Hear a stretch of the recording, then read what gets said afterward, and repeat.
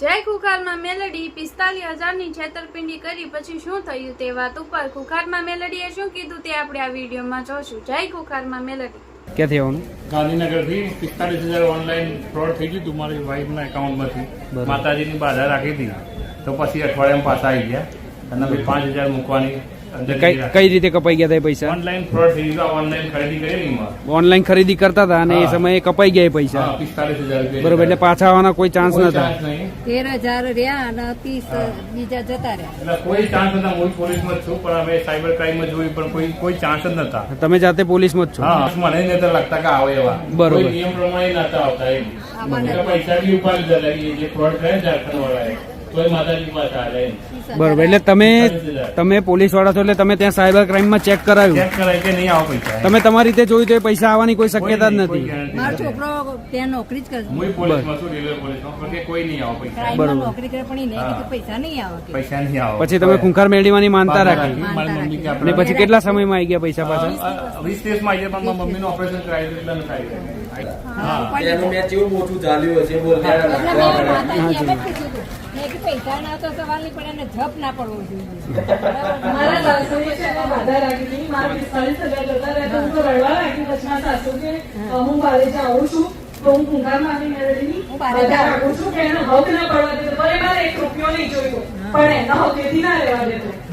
અને 20 દિવસમાં મારા એકાઉન્ટ પર આપણે મેસેજ આવ્યો કે તમારા બધા પૈસા જેટલા જેટલા છે બધા પાછા આવી ગયા. શું હતી કે એના હક ના પડવા દે એટલે 20 દિવસ પહેલા તો એને હક ના પડવા દે. કોઈ 20 દિવસ પછી એને ખબર પડી જાય કે આ પૈસા લીધા છે એ મોટું ચાલ્યું એટલે પાછા રાખી દીધા.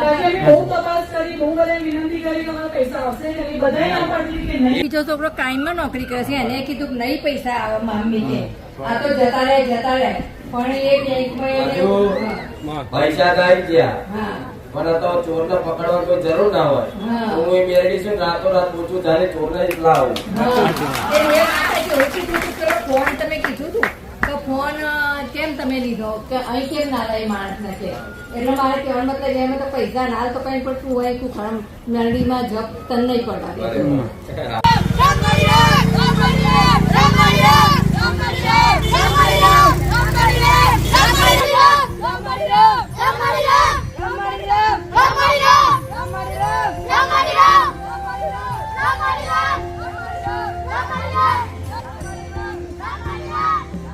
मैं डूंगरपुर राजस्थान से हूँ और हमारी में मन्नत ली थी मैंने कि मेरे घर में बहुत आर्थिक स्थिति बहुत वो फूल हार 1.25 किलो मिठाई और मेरे जो भी होगा सैलरी उसमें से 5,555 माड़ी के पैरों में अर्पित करूँगा. बरोबर. तो आपको कितने टाइम से नहीं मिल रही थी जॉब? मेरे को माड़ी में 1 साल से ये प्रोसेस में था जॉब की, पर मेरे घर में लड़ाई झगड़ा ही होता रहता और आर्थिक स्थिति बहुत तंगी थी और बीमारियां ही चल रही थी मेरे घर में. माँ मैं 2 बार असिलेक्टेड हुआ था पर तीसरी बार वापस मैं यहाँ पे आके मन्नत ली. माड़ी मेरे को उसी कंपनी में मेरे को जॉब ज्वाइन करनी है. फिर मेरे को सोमवार को कॉल आया, सामने से कॉल आया और माड़ी मेरे को वापस वहाँ पे मैं सिलेक्टेड हो गया हूँ. मन्नत रखने के बाद? हाँ, मन्नत रखने के बाद. ठीक है. अभी कितनी सैलरी आपकी? अभी माँ मेरे को 21,700 दे रहे थे पर उसमें से 24,000 मेरी सैलरी आई. 24,000 हो गई. 24,000 सैलरी आई मेरे. राम राम. તો વિડીયો જે 12માં પાસ થયો હતો ને એ ભૂલી ગયો બનાવવાનું. તો મારીના દયાથી મારે કોલેજમાં એડમિશન તો થઈ ગયું બરાબર પણ માનતા બાકી હતી તો એની માટે હું આવ્યો. મારી માનતા માની હતી ને પેડા અને શ્રીફળ ચુંદડી. મેરિટમાં નંબર નતો આવ્યો, કોલેજમાં એડમિશન નતું મળ્યું. હા, એટલે પછી એ ટાઈમે માતાજીએ કીધું હતું ને તમને સામેથી કે એડમિશન મેળવી આપી થઈ જશે અને આજે થઈ ગયો. કઈ બધાને ખબર ના પડી હજુ તમે શું કહેવા માંગો છો પણ આમનો કહેવાનો મતલબ હું મારી ભાષામાં સમજાવું જેમ કે મારી ભાષા આ બધા વધારે સમજે છે. આમણે મોનતા રાખી હતી ઘેર બેઠા કે મારા દીકરાને આ કોલેજમાં એડમિશન મળી જાય ને સારી જગ્યાએ તો તારી મોનતા પૂરી કરી જઈશું. મોનતા પૂરી કરવા એટલે દીકરાને એવું થયું કે મોનતા પૂરી કરી દઈએ આપણે વિડીયો નહીં આવું બધા જોશે તો એટલે એડમિશન થયેલું શું થયું જતું રહ્યું આવ્યું જ નહીં. એમાં પાછા ફેલ થઈ ગયા. એમાં એડમિશન થયેલું પાછું કેન્સલ થઈ ગયું એટલે આયા એક વિડીયો જોયો કે હારું આ તો ગુનો નહીં હોય, પછી ખબર પડી કે આ જ ગુનો છે, એટલે કહેવા આવ્યા કે મારી આ અમારી ભૂલ થઈ જઈ, અમે આવું કદાચ મોનતા મૂકી જતા રહ્યા હતા, પણ હવે અમારા વાતની ભૂલ થઈ, લે આ શ્રીફળ આલીએ છે, માફ કરી દેજે. એ દાડ કોમ નતું થયું ને, તારું કોમ બગડ્યું છતાં તારો વિડીયો મુકાઈ ગયો. એ મારી તમારા ભરોસે માડી. પણ તે આટલું આગળ દિલથી આવ્યો એ પ્રાર્થના તમારા કરી ભરોસે. હતી કે માં લે આ ગુના પેટે નારિયેળ આલીએ છે, માફ કરી દે, મારી ભૂલ થઈ જાય, હવે પછી ભૂલ નહીં થાય. એ દાડ મેં મેરડી આશીર્વાદ આ લખજા તે માફી માંગી લીધી ને, તો હવે તારું એડમિશન પાક્કું ફરી કરી આલ્યું. એ માડી થઈ ગયું. હવે કેટલા મારી જોડે છે એ તો માડી તમને જ ખબર.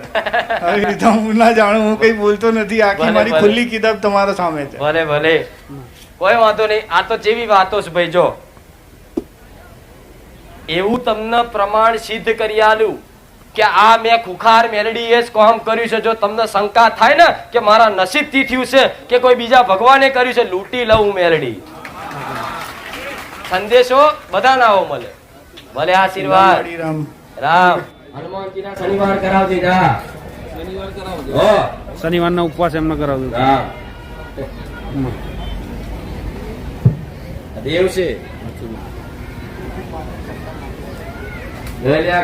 ક્રોધ મારું દેવ છે. મારા ત્યાં જાહેર નહીં કરું, નકર ઘેર જઈ તોફાન બચાવશે.